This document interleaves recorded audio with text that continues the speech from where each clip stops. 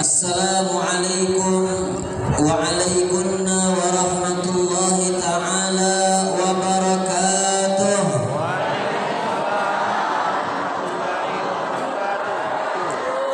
Banyak kurang semangat ya. Assalamualaikum warahmatullahi ta'ala wabarakatuh.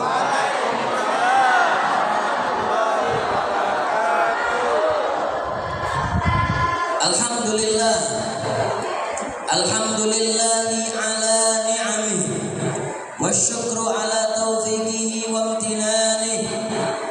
Asyhadu an la ilaha illallah wahdahu la syarika lah ta'ziman li sya'nihi wa asyhadu anna wa nabiyyana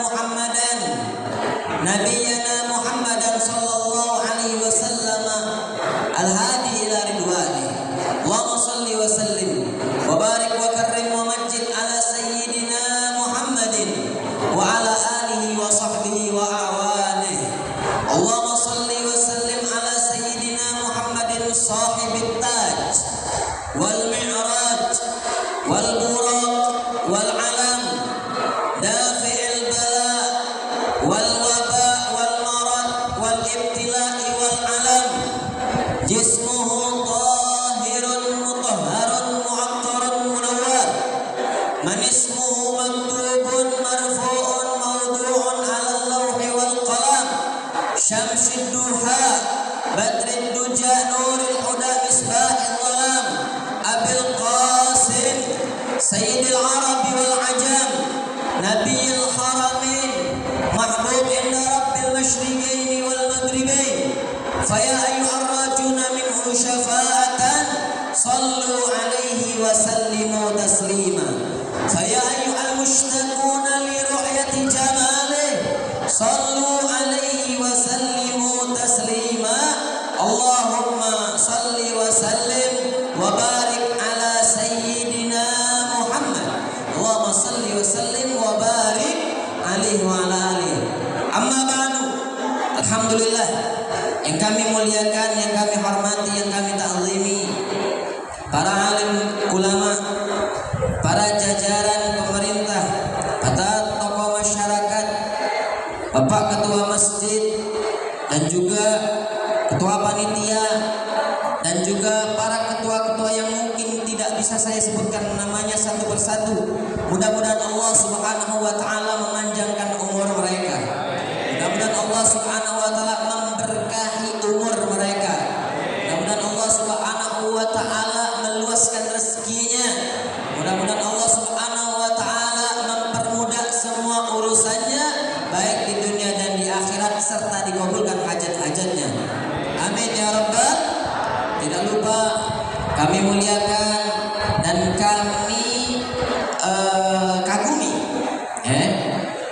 Sebelumnya adalah Laskar Haddadul Qulub asuhan Al-Habib Hamid Barbah yang selalu mengawal para ustadz. Insya Allah Allah Subhanahu wa taala memberikan keberkahan itu mereka. Juga yang saya kagumi tim Hadroh, Masya Allah membuat semangat. Anak-anak muda dipimpin sama Ustaz Sangkurlana. Mudah-mudahan Allah Subhanahu wa taala memanjangkan umur Ustaz, memberkahi hidupnya. Insya Allah anak-anaknya menjadi anak-anak didikan ini menjadi anak-anak yang saleh. Amin ya rabbal.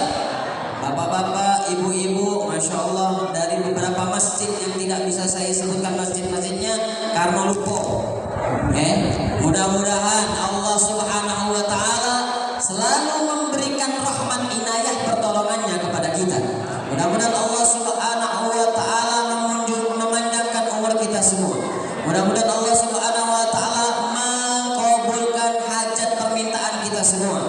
Mudah-mudahan Allah Subhanahu wa taala meluaskan rezeki kita. Mudah-mudahan Allah Subhanahu wa taala mewafatkan kita dalam keadaan husnul khatimah. Amin ya rabbal alamin. Mudah-mudahan yang punya penyakit disembuhkan oleh Allah. Mudah-mudahan yang punya hutang dilunaskan hutangnya. Mudah-mudahan yang masih jomblo insya Allah dipertemukan jodohnya. Mudah-mudahan yang sudah menikah insya Allah Allah berkahi hidupnya. Baca nambah.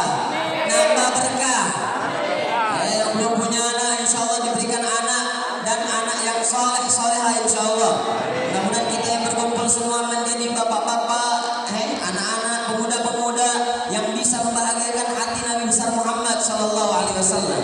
Ibu-ibu juga mudah-mudahan menjadi ibu-ibu yang salihah, amin ya rabbal alamin. Anak-anak misalkan ini anak-anak, masya Allah banyak anak kecil juga ya. Mudah-mudahan Allah subhanahu wa ta'ala membanggakan mereka sebagaimana Allah subhanahu wa ta'ala yang disabdakan oleh Nabi besar Muhammad sallallahu alaihi wasallam, paling dicintainya hamba adalah pemuda yang tumbuh di dalam ketaatan kepada Allah subhanahu wa ta'ala. Insyaallah menjadi anak yang soleh-soleh, amin ya rabbal alamin. Ma'asyiral muslimin wal muslimat rahimani wa rahimakumullah. Lama kan dong? Macam ngantuk-ngantuk ibu-ibu. Hah? Iya, senang gak hadir? Senang? Apa? Ada maka? Kalau kate? Berubah. Canya kami saya ini. Usahakan gembira menghadiri hal-hal yang baik seperti ini. Kumpul dengan orang-orang yang baik, insya Allah kita akan dikumpulkan dengan orang yang paling baik, Nabi besar Muhammad sallallahu alaihi wasallam. Niatkan kita belajar menuntut ilmu, niatkan ingin memahami sirah perjalanan Nabi besar Muhammad sallallahu alaihi wasallam, niatkan ingin mengamalkan ilmu setelah tahu ilmunya. Insya Allah Allah akan berkahi, Allah akan berikan kita semangat di dalam hal-hal tadi, amin ya rabbal alamin. Tak panjang lebar ya, kalau panjang tolong diingatkan ya. Insya Allah paling tidak jam 10. Biasanya anak nih ngisi lebih dari sejam 2 jam. Tak apa-apa. Tak apa-apa.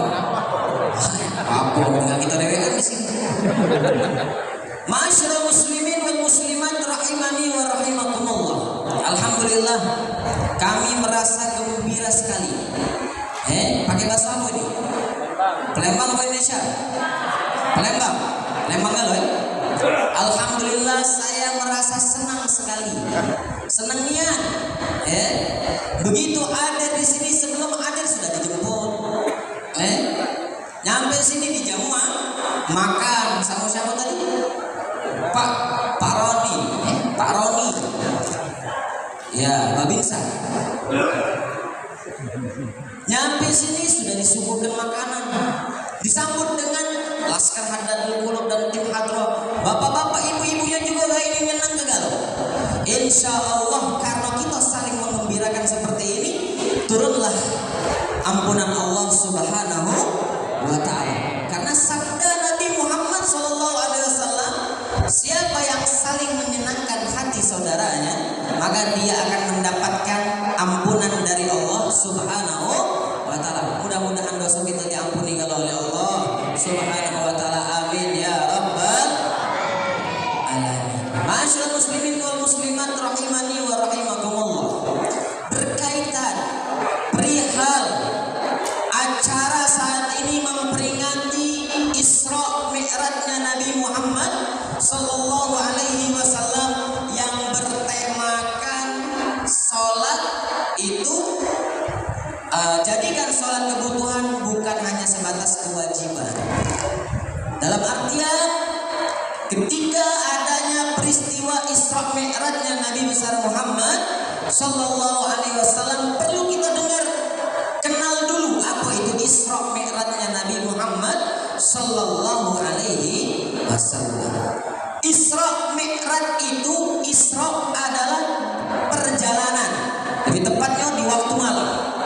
Allah subhanahu wa ta'ala memperjalankan kekasihnya, memperjalankan hambanya yang paling sempurna, yang paling afdal, yang paling utama. Siapa? Nabi Muhammad sallallahu alaihi wasallam. Memperjalankan di waktu malam dari Masjidil Haram ke Masjidil Aqsa. Ini diabadikan di dalam Al-Quran seperti yang sudah dibaca oleh Qorik itu tadi. Surah Al-Isra ayat 1 bunyinya apa? Baca lalu. Bismillahirrahmanirrahim. Subhanalladzi asra bi'abdihi laylan minal masjidil harami ilal masjidil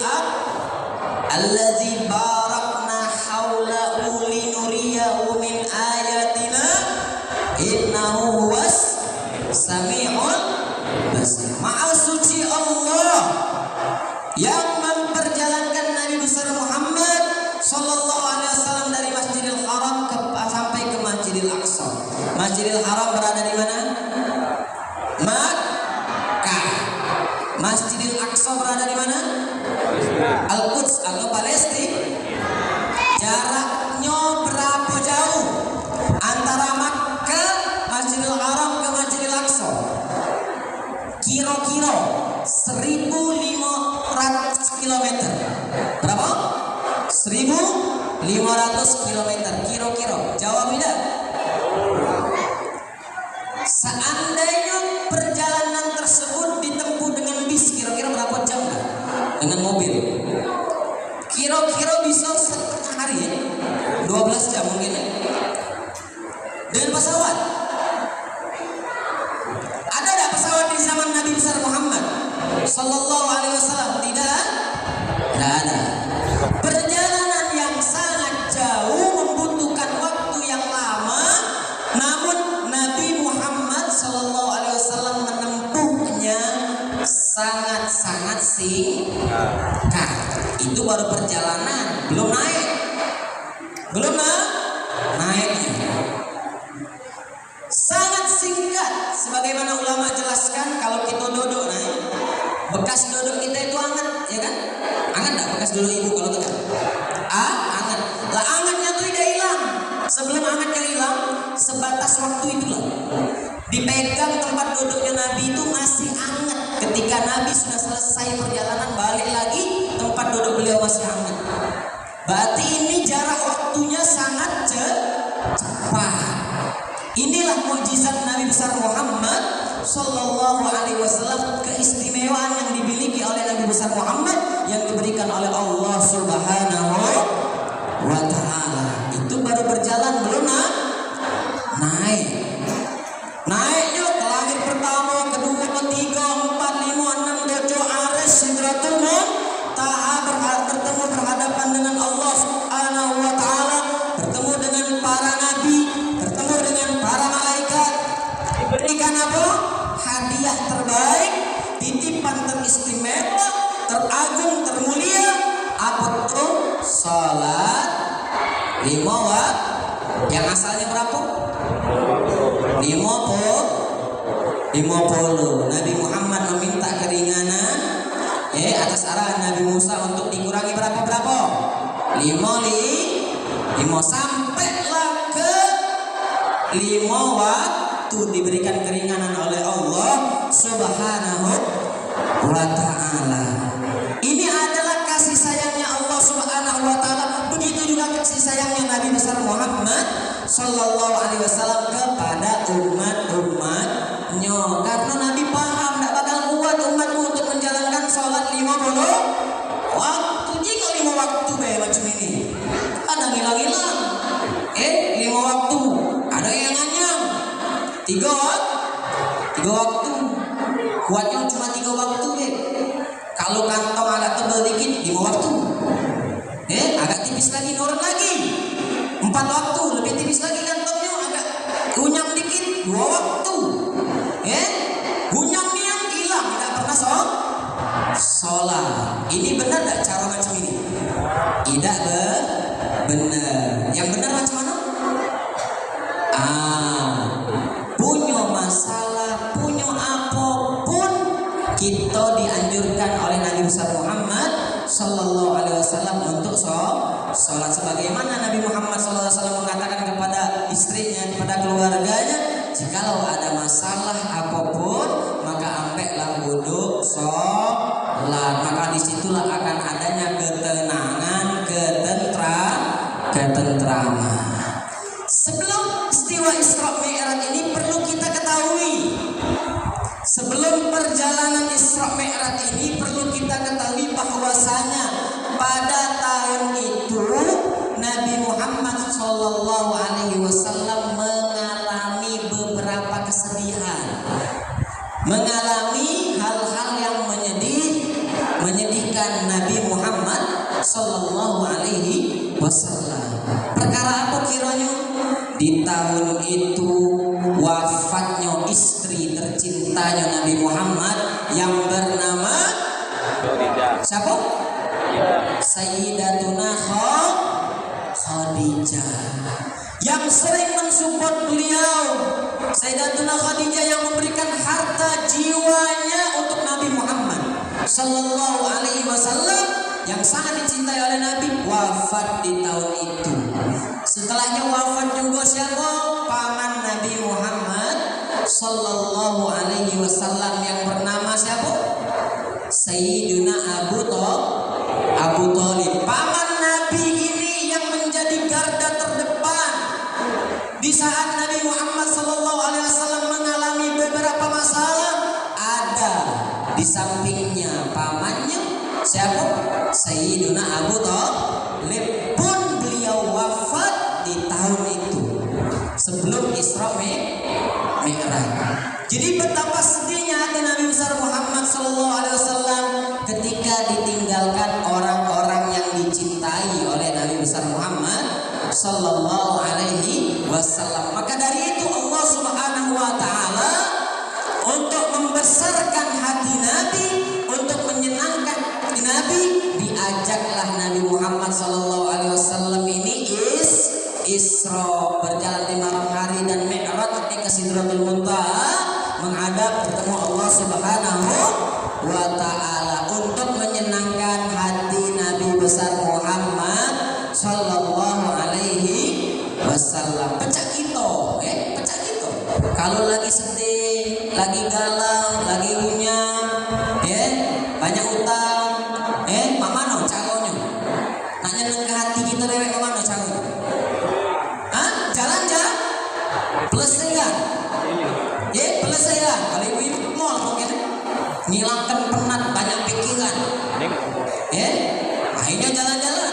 Maka mall yang mana jalan-jalan dia? Habis duit tambah habis duit tambah unyang. Itu tipe yang macam itu. Ada tipe lain. Dia unyang pening palanya. Ngapain dia? Minum-minuman, obat-obatan, kumpul sana kumpul yang jelek pokoknya. Setelah itu sakau, hilang pikiran, tambah sakit badannya. Apakah tambah baik? Malah tambah dosa. Ini cara-cara yang tidak diajarkan oleh Nabi besar Muhammad sallallahu alaihi wasallam. Jadi kalau ada masalah, ada hunyam, ada sumpek, ada sedih, ada apa baik, ayo dirikan sholat. Jangan kita remehkan, bahkan meninggalkan sholat. Itu peristiwa Isra Mi'rajnya Nabi besar Muhammad sallallahu alaihi wasallam. Hikmah yang kedua yang bisa didapati daripada hikmah Isra Mi'raj ini, yaitulah sholat 5 waktu. Sholat ini adalah amal ibadah yang luar biasa, yang istimewa, yang Allah berikan kepada Nabi Muhammad SAW dan kepada umatnya secara langsung, tidak melalui malaikat Jibril, tidak melalui wahyu, langsung, secara langsung. Beda dengan perintah-perintah yang lain melalui wahyu di malaikat Jibril. Tapi jingok, perintah sholat langsung Allah berikan kepada Nabi Muhammad sallallahu alaihi wasallam tanpa pelantara. Contoh, kalau anak nunjuk hadiah sama ibu, salah satu ibu, anak nunjuk secara langsung sama anak nunjuk lewat uang, tolong nunjuk ke semua ibu itu. Istimewa mana kira-kira? Istimewa secara langsung apa anak nunjuk lewat uang? Secara begitulah sholat. Perintah sholat Allah berikan secara langsung kepada Nabi besar Muhammad sallallahu alaihi wasallam. Masyaallah muslimin rahimani wa rahimakumullah. Jadi peristiwa Isra ini adalah peristiwa yang luar biasa, yang singkat, yang tidak bisa dinalar dengan akal. Tidak bisa dinalar dengan akal. Zaman dulu kata pesawat, perjalanan begitu jauh, naik ke pojok pulau. Kalau orang yang tidak beriman tak bakal percaya. Jadi memahaminya, mempercayainya dengan adanya keimanan di dalam hati kita, iman kepada Allah, iman kepada Nabi Muhammad sallallahu alaihi wasallam. Kalau nak paksa-paksa pakai akal, tidak bisa. Tapi ini yang berkehendak siapa? Kita Allah. Peristiwa Isra Mi'raj ini yang berkehendak siapa? Allah Subhanahu wa ta'ala. Kalau sudah mengatakan Allah ingin menghendaki sesuatu, kun fayakun, jadilah, yang akan terjadi. Apapun yang Allah kehendaki maka akan terjadi.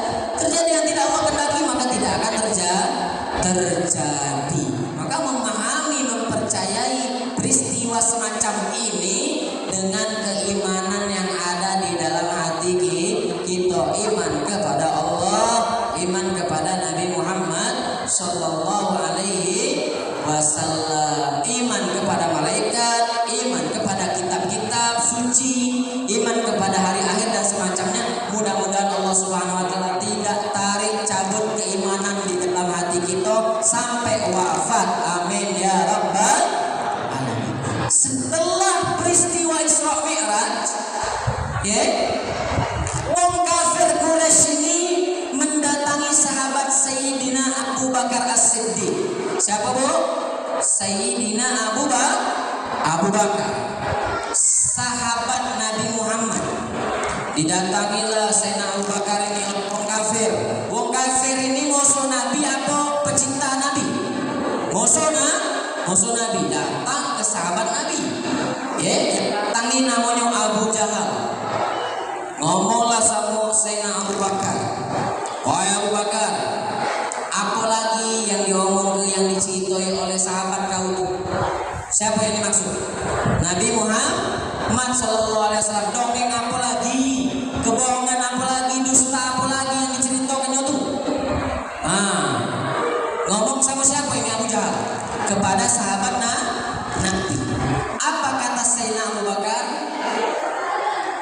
Seandainya yang mengatakan, yang menceritakan hal tadi itu, cerita apa? Isra Mi'raj itu adalah beliau, yaitu Rasulullah, maka sungguh aku percaya. Bahkan yang lebih dari itu aku akan mempercayainya, karena keluar daripada lisan orang yang paling terpercaya, Nabi Muhammad Sallallahu Alaihi Wasallam. Sayyidina Abu Bakar mempercayai apapun yang muncul, yang timbul, yang terlafadzkan, terucapkan dari lisannya Nabi Muhammad Sallallahu Alaihi Wasallam. Makanya Sayyidina Abu Bakar dapat julukan apa? As-Siddiq. Apa artinya Siddiq? As-Siddiq ini orang yang selalu jujur, selalu mempercayai, menjujurkan apa yang sudah dikatakan oleh Nabi Muhammad Sallallahu Alaihi Wasallam. Masyaallah muslimin wal muslimat rahimani wa rahimakumullah. Maka peristiwa Isra Mi'raj ini kaitannya kuat dengan yang namanya perintah sholat. Sholat ini adalah ibadah yang istimewa. Sampai-sampai saking pentingnya ibadah sholat ini diingatkan oleh Nabi besar Muhammad Sallallahu Alaihi Wasallam sebelum beliau wafat. Sebelum beliau wafat, Nabi Muhammad berkata, memperingatkan dengan ucapan terbata-bata. Dengan ucapan yang terbata-bata, tahu dah bu? Gogo, nak nyampe ke perkara yang penting dalam waktu yang singkat, mendekati sakratul maut. Menyampaikan apa kiranya? Perihal sholat. Apa yang disabdakan oleh beliau? As-sholata, as-sholata. Jagalah sholat, jagalah sholat. Tunaikanlah sholat, tunaikanlah sholat. Kerjakan sholat, kerjakan sholat. Jangan tinggalkan sholat. Ini wasiat terakhir Nabi Muhammad Sallallahu Alaihi Wasallam untuk umatnya agar tidak meninggalkan sholat. Begitu pentingnya perihal sholat ini juga datang dari ceritanya Sayyidina Umar ibnul Khattab. Siapa Sayyidina Umar? Sahabat Nabi Muhammad Sallallahu Alaihi Wasallam. Sayyidina Umar diceritakan tatkala Sayyidina Umar ini ingin mengimami sholat subuh. Tatkala Sayyidina Umar nak sholat subuh, jadi takbiratul ihram ada wong Majusi yang bernama Abu menusuk Sayyidina Umar. Menusuk Sayyidina Umar dengan 3 tusukan. Wong kalau benci macam itu. Didatangi Sayyidina Umar jadi imam, baru nak sholat, dicocok oleh dia 3 tusukan sampai Sayyidina Umar tergeletak, terjatuh pingsan. Akhirnya karena dalam keadaan sholat, kalau secara fikih ada yang ganti ke jadi imam. Yang ganti ke jadi imam itu biasanya yang di belakang imam. Yang di belakang imam pas itu adalah Sayyidina Abdurrahman bin Auf. Diceritakan ketika imam saat itu menggantikan Sayyidina Umar mengimami sholat adalah Sayyiduna Abdurrahman bin Auf yang terkenal sahabat paling kaya. Pas imam selesai sholat, digotonglah Sayyidina Umar ini ke rumah. Digotong ke rumah. Begitu Sayyidina Umar sadar, pas sudah siuman, sudah sadar Sayyidina Umar, para sahabat langsung ingatkan Sayyidina Umar, wahai Amirul Mukminin, Sayyidina Umar, kau tadi sholat subuh. Wahai Sayyidina Umar, kau tadi belum sholat subuh. Lihat ibu keadaan Sayyidina Umar. Sayyidina Umar ini baru tergeletak, baru sadar, masih sakit, tusukan itu masih ada, masih ngocor darah nih. Tapi oleh para sahabat diingatkan, wahai Umar, kau belum sholat. Paham nggak kira-kira? Apa maksudnya? Begitu penting perihal sholat. Sekarang tidak. Ngomong sekarang ini, ibunya nama ke anaknya, nak, sholat nak. Kata bapaknya, sudahlah bu, kakek sian muda. Tadi itu pecahnya dia meriang, merindukan kasih sayang. Caknya dia ini sakit, caknya dia ini panas dingin. Biarlah dulu, tidak usah sholat dulu. Nah ini banyak yang macam ini. Banyak yang macam ini. Anak penanak si kedewek. Uang tua, bapak ngomong sama ibunya yang ngomong ke anaknya. Nak sholat nak. Apa sholat apa waktu itu? Kata bapaknya, sudahlah bu, kaget dulu, sian budak ini tadi sakit pecahnya, biarlah dulu tidak usah sholat. Padahal budak ini sudah balik, wajib dah sholat. Sian katanya. Walaupun keadaan apapun, dalam kondisi apapun, sholat tidak boleh ditinggal. Begitulah peristiwa yang dialami oleh Sayyidina Umar bin Khattab, diperingatkan oleh para sahabat untuk terus mengerjakan sholat walaupun dalam keadaan darah keluar. Coba. Ini adalah saking pentingnya perihal sholat. Jadi jangan ada lagi, jadikan sholat sebagai kebutuhan, bukan hanya sebatas kewajiban. Kalau cuma kewajiban bukan kebutuhan bisa jadi ditinggalkan. Tapi kalau sudah itu kebutuhan pasti dilakukan pecah kita. Makan itu kebutuhan apa kewajiban? Benar? Kebutuhan. Ngapa? Mesti nama? Kalau tidak? Itulah, jadikan sholat sebagai kebutuhan. Ingat, sholat itu tanha anil fahsya'i wal munkar. Sholat itu mencegah daripada perbuatan keji dan munkar. Kira-kira kita butuh tak selamat dari perkara yang keji dan munkar? Butuh tak? Butuh tak penyelamat daripada perbuatan keji dan munkar? Butuh tak? Dengan apa caranya? Sholat. Itulah yang diajarkan di dalam Al-Quran, firman Allah Subhanahu wa Ta'ala, kalau kau nak selamat, tercegah daripada perbuatan keji dan munkar, sholat. Nabi menyuruh kalau ada masalah, kita butuh tak selamat dari masalah? Butuh tak? Pengen tak? Tidak kata masalah di hidup ini, pengen? Disuruh ngapa? Sholat. Nah ini dah ada yang ngomong, Beb, aku nilai rajin sholat ini bukan lagi 5 waktu aku nih, tapi masih buntu tuh lah. Ini sudah salah pemikiran dia. Kalau dia banyak pikiran, banyak masalah, banyak kebutuhan, banyak apa, dirikan sholat, jangan tinggalkan sholat, serta terus berdoa kepada Allah Subhanahu wa Ta'ala, dan ikhtiar usaha ini berdoa tidak ganti, tidak ganti apa bahasanya, tidak ganti gesahan, tidak bergesahan, tidak berusaha, tidak bergerak, tidak apa pengangguran, nak berdoa, baik pengen kan kayu nyala ke sholat, nyala ke ibadah-ibadah yang dia lakukan. Maka dari itu jadikan sholat sebagai kebutuhan. Kita pengen apa? Pengen kayu. Pengen apa?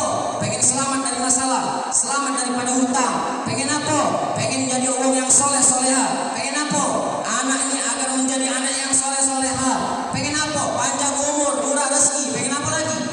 Sholat, dirikan sholat, berdoa kepada Allah Subhanahu wa Ta'ala. Insya Allah akan dikabulkan oleh Allah Subhanahu wa Ta'ala. Ini yang diajarkan oleh Nabi besar Muhammad sallallahu alaihi wasallam. Masyaallah muslimin wal muslimat rahimani wa rahimakumullah. Maka dari itu kita diperingatkan oleh ulama, kalau butuh apa-apa itu kita larinya kemana? Kalau butuh apa-apa larinya kemana? Kepada Allah, bukan kepada makhluk. Sebagaimana yang diucapkan oleh salah seorang ulama di dalam syair, la tas'alanna bani adama hajatan wasalil ladzi abwabuhu la tuhjabu. Allah yaghdabu in tarakta su'alahu wa bani adama hina yus'alu yaghdabu. Bahwasanya janganlah kalian suka minta-minta sama siapa? Makhluk manusia tidak usah banyak minta-minta sama mereka. Mintanya sama siapa? Alladzi abwabuhu la tuhjabu. Yang mana pintu rahmat Allah selalu terbuka, tidak pernah tertutup, kecuali wong yang pengen nutupnya, pengen tak galak dapat rahmat, itu beda lagi. Mintanya sama siapa? Sama Allah Subhanahu wa Ta'ala. Apa Allah firmankan? Ud'u astajib lah. Apa dia? Berdoalah, minta kepada aku, maka aku akan kabulkan. Jangan nak hendak kita kalau berdoa tuh pengen dikabulkan, pengen diterima, pengen dinyato ke saat itulah. Habis berdoa harus langsung kabul. Kita ini cuma minta, yang mengabulkan siapa? Allah Subhanahu wa Ta'ala. Jadi mintalah kepada Allah Subhanahu wa Ta'ala. Karena apa?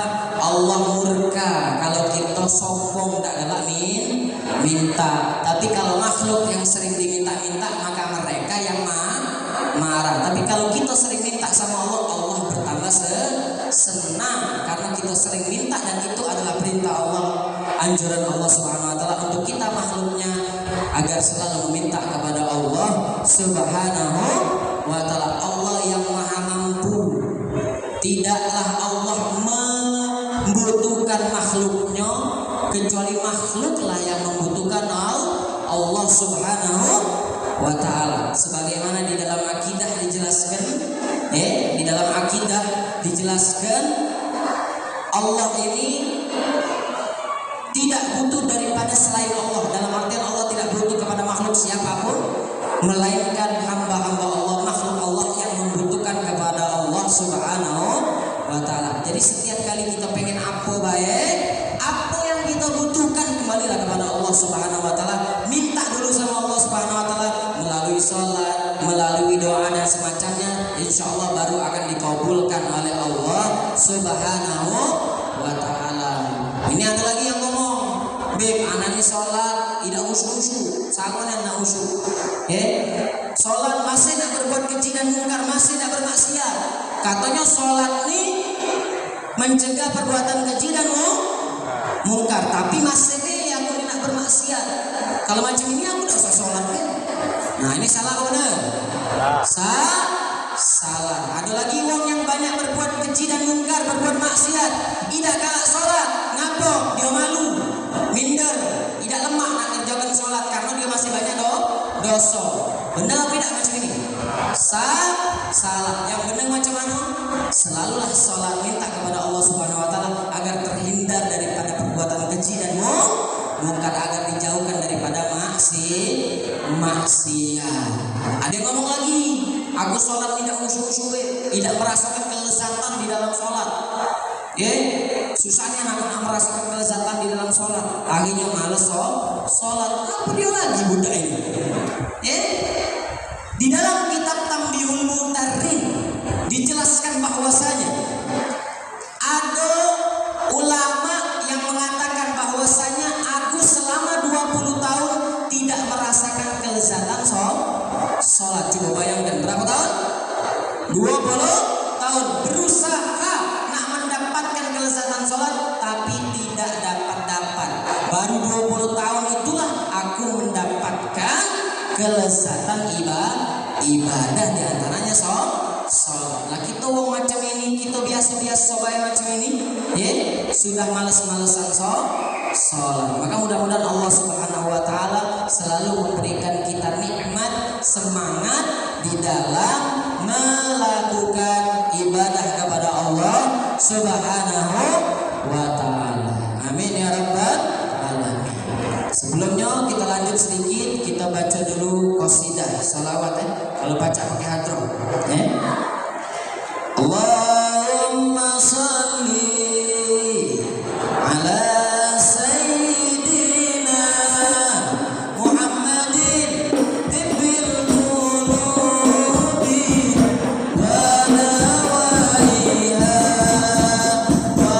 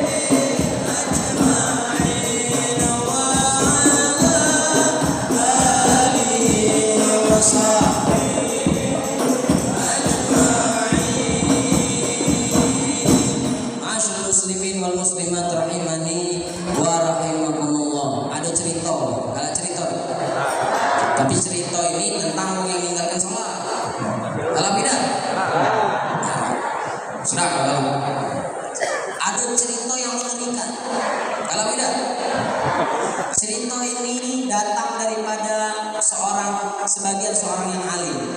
Ada orang alim zaman dulu ini mendapati saudara perempuannya wafat dan menguburkan saudara perempuannya. Singkat cerita, seorang yang alim ini setelah dia menguburkan saudarinya, setelah dia menguburkan saudara perempuannya sudah selesai, dia balik, wong-wong yang ngelayat itu juga balik, dia teringat pecah ada kantong yang berisikan uang jatuh ke dalam kuburan saudara perempuanku. Ada apa? Dia teringat ada kantong yang berisikan uang jatuh di dalam kuburan. Akhirnya didatangi lagi kuburan saudarinya tadi. Nak digali, baru nak gali, beberapa kalian itu ada pancaran, bukan pancaran cahaya. Ada api yang menyala-nyala. Ada apa? Api yang menyalanya. Saking takutnya dia, saking kagetnya dia, tidak jadi dia nak gali kuburan saudara perempuannya. Tidak jadi dia, tidak kepikir lagi nak ngambil apa? Nak ngambil kantong yang berisikan duit itu. Karena dia takut ada api yang menyalanya. Dia balik ke rumah, ngelapor sama ibunya sampai terbata-bata mulutnya, ngomong tuh gugup. Ngapa dia ketakutan? Ngapa macam ini ceritanya? Ada apa yang terjadi pada saudara perempuanku, wahai ibu? Kelakuan apa yang dia lakukan semasa di muka bumi ketika dia hidup? Apa kata ibunya? Apa kau macam ini? Bertanya. Apa yang kau dapati? Ketika aku setelah mengubur, aku teringat ada kantong yang berisikan uang jatuh di dalam kuburan tersebut. Pas aku nak gali, ada kilauan atau pancaran api yang menyalanya. Aku takut. Akhirnya aku balik nak nanya sama ibu, apa gawe anak kau nih, saudara perempuanku ini? Apa kata ibunya? Waktu dia masih hidup, dia sering meremehkan masalah sholat. Meremehkan ini belum tentu dia meninggalkan. Meremehkan sudah macam itu. Bagaimana wong yang meninggalkan dengan sengaja? Bagaimana dia tidak sholat dengan sengaja? Bagaimana hukumannya yang diberikan oleh Allah Subhanahu wa Ta'ala? Maka mudah-mudahan dengan cerita ini menjadi motivasi bagi kita, agar terus melakukan perintah Allah Subhanahu wa Ta'ala dan takut, agar kita tidak melakukan apa yang sudah dilarang oleh Allah Subhanahu wa Ta'ala. Mudah-mudahan Allah terima amal ibadah kita, mudah-mudahan Allah terima amal ibadah kita, mudah-mudahan amal ibadah kita sah dan diterima oleh Allah dan menjadi penyelamat bagi kita, baik di dunia ketika kita di alam kubur, di alam barzah, di alam akhirat ketika kita menghadap Allah Subhanahu wa Ta'ala. Allah selamatkan kita, Allah berikan kita keselamatan sampai mendapatkan surga dan keridhaan Allah Subhanahu wa Ta'ala. Amin ya rabbal alamin. Alhamdulillah, mudah-mudahan cerita ataupun ilmu-ilmu yang sudah saya sampaikan mudah-mudahan bermanfaat bagi dari kami sendiri. Peristiwa Isra Mi'raj yang luar biasa ini dan perihal salat yang terpenting ini, insya Allah bermanfaat bagi diri kami sendiri dan bagi antum sekalian pada umumnya. Mudah-mudahan Allah Subhanahu wa Ta'ala selalu memberikan kita semangat di dalam beribadah kepada Allah Subhanahu wa Ta'ala. Amin ya rabbal alamin. Mudah-mudahan bermanfaat. Ini saja yang dapat kami sampaikan. Lebih kurangnya kami mohon maaf. Billahi taufiq wal hidayah. Assalamualaikum